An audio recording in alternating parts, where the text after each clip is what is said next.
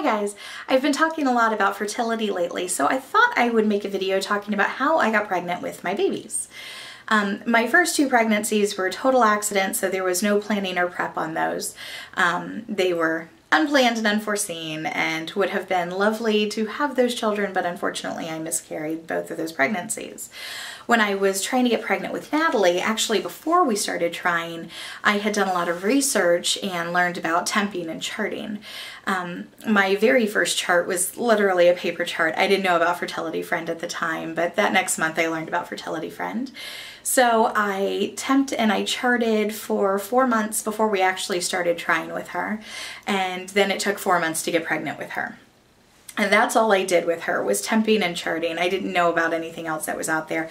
I didn't know about OPKs or anything like that. This was back in 2005 and 2006, and I just was not up to speed on those things.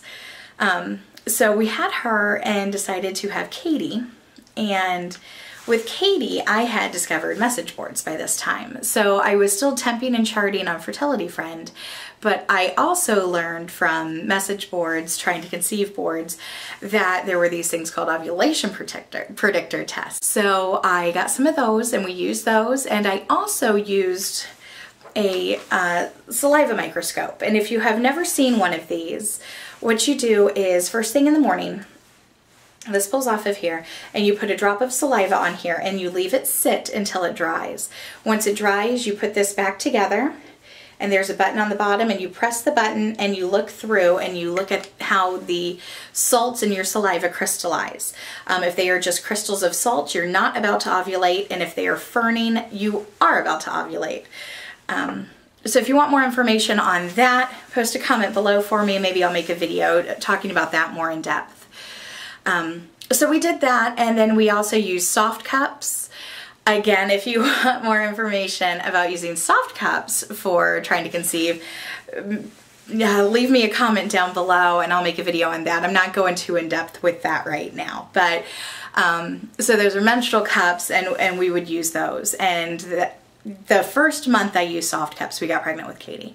So I attribute her to the use of soft cups. But those are the ways that I did get pregnant. What did work for me, the whole takeaway here is what did work for me was charting, temping and charting, using my soft cups, and using the saliva microscope. I feel like those worked better than OPKs.